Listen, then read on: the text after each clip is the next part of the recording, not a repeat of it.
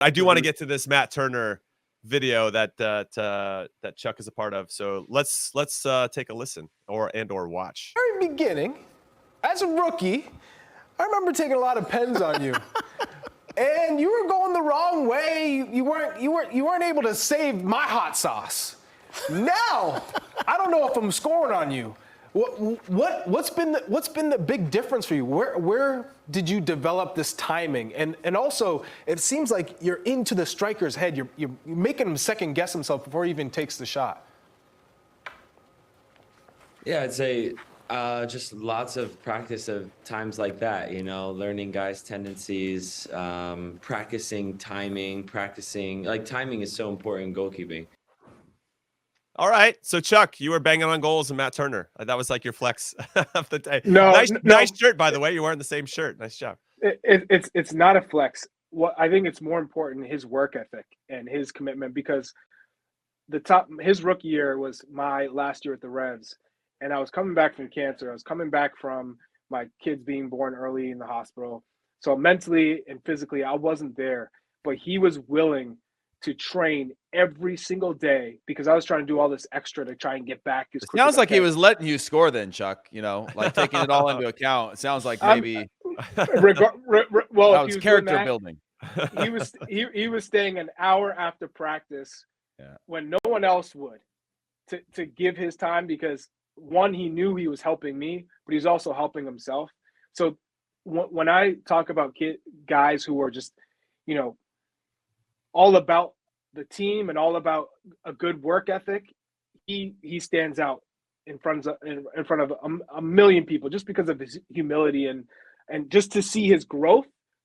He's a world-class shot stopper, penalty stop when it comes to penalty kicks. He's world-class, and Kevin Hitchcock, he alluded to that, the goalkeeper coach for the Revolution, who developed him, but also is developing George Petrovic, so two top goalkeepers who are going to be playing in Europe. And then Brad Friedel is the one who kind of gave Matt Turner his opportunity. And we all know how good Brad Friedel was as a penalty kick stopper. So it's just good to see Matt Turner and how he's able to continue to develop. Okay, let's leave the kind of on the field development of Matt Turner aside for right now. Obviously, it's all on display for us to see, especially in penalties. But what I want to talk about is intangibles, because I feel like he's really evolving as a leader. And I think not only will that be important for the national team, but also for his club situation, assuming he can find a way to become the number one, either at Arsenal or somewhere else. Talk to us about what you've seen from that standpoint, because it's not easy, right? Goalkeepers take it a little bit longer to develop, but you're the last line of defense. You get to see the whole field, and you're not always tethered to the game. Sometimes you're watching your team have, 75% possession or whatever it may be. But it seems like in this particular tournament, he's taken big steps in becoming a leader. He had told BJ Callahan he wanted to play in both tournaments. He wanted to be the guy that they relied on and took on that responsibility. And I think it's showing. Obviously, he single-handedly, I think, led us into this situation where we're in the semifinal. How important do you think that is? Because not only am I judging him with regard to leadership, Chuck, I thought Miles Robinson, I was a little let down from him in that aspect last night. We needed him to be the guy. Jalen Neal's the younger guy next to him. I think Miles is usually the younger guy next to somebody else. And we needed him to have that type of presence. And I think he lacked that a little bit last night, which is part of my disappointment in his performance. So you have guys like Matt Turner that are going to step up. And I think we lacked some leaders last night. We did enough to get the result, but let's talk about the leadership aspect, because that could be absolutely massive moving forward for this national team. Well, Matt Turner, we all are leaders in our own way in a lot of cases. And for Matt Turner, the only way he was going to lead is by leading by example in the initial stages, because you have to prove yourself. Sure. You have to respect is earned, right? Respect is earned. Yes, you got to get the playing time, then you got to get the move. Even though you're at a massive club like Arsenal, which is a step many players don't take, you're not playing, and now you're coming to the USMNT national team, and all of a sudden you're competing for the number one spot. You win it. How do you keep that spot and keep the guys to have that same faith in you and belief when you're not playing with your club? And most of them are saying, hey, I'm not playing if I'm not playing with my club. Why does he get the pass?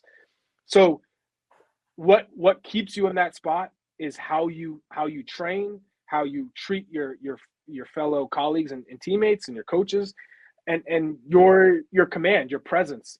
And I think what separates Matt Turner from everyone else is he is just so gifted at finding the pulse of the team and knowing who needs encouragement, who needs to be pushed. He's always willing to listen.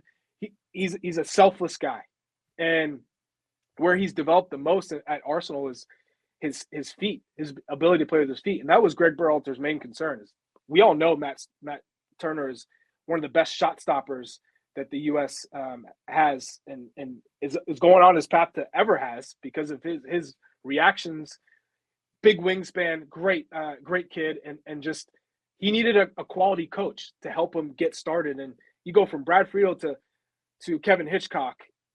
That is where he really developed because he started so late in his game. Right. So when you have the work ethic and now you're getting world-class coaching, that's all he needed.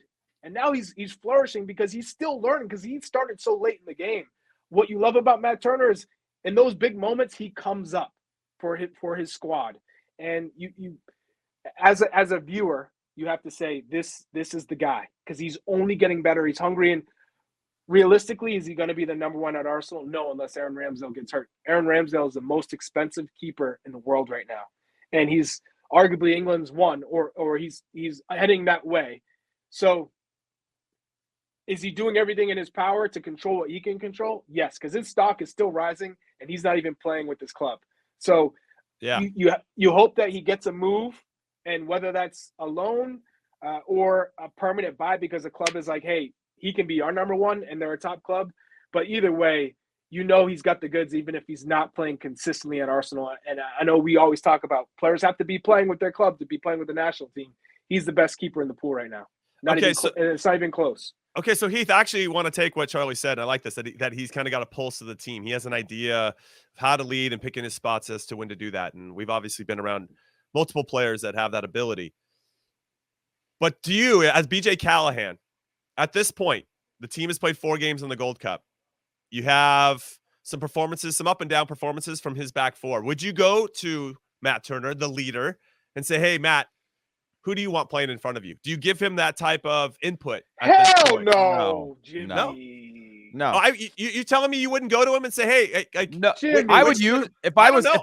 if there was anything I was saying about Matt Turner to the rest of the team, I would say, remember when Matt Turner came into the national team and where he was, the lack of respect anybody had for him as a national team starting goalkeeper, and the developmental curve that he's had to becoming not just a shot stopper, but facing the criticism of a couple bad matches, to improving his feet, to becoming the guy that when you look at this team or you look at our A team, you go, this is a guy who's a leader.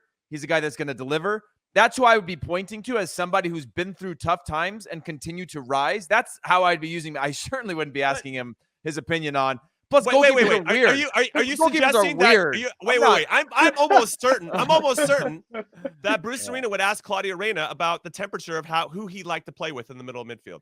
Like, do you not think that doesn't happen? Like, you're gonna go talk to your captain. Yeah, but he wasn't asking. No. He wasn't asking Claudio Reyna when at the point that Matt Turner has become a leader, but. It's not Tim Howard. Listen, I know like that he's not 14 years starter in the national team. No, I get that. No, But he hasn't played in Champions League and Europa League and all these who things. do you think should start? I'm just saying, like, in terms of like getting a temperature of who's helping the game be easier for you. I don't think you can certainly ask, like, there's a real thin line then between, I guess, what we're saying here, between like, hey, who do you want to start in front of you, and who do you like playing with? Yeah, but I you think as a coach, you can see it. Starting. You can see it for yourself. You don't even have to ask that question. Well, he's playing in front of Miles Robinson and Jalen Neal. You don't. I get that, but I think it's naive to think I'll give you that this. no coaches ask their stud players like who they want to play with. I mean, I don't think it's about. I don't think it's there's who he levels wants to in it. front of him. So, okay, but that's I do fine. think There's he can distinctions say. there. I do think he can say, "Hey, from what I'm seeing from my position, from this area on the field, he's second guessing himself, or this player." Like, you can have an open conversation as a leader to a coach or a leader to a staff. Well, like, that's those just are a normal thinly veiled conversations. way of saying who do you want to start with. But okay, I mean, I don't think so, because the coach still has to be accountable for the. Of course. Like, yeah.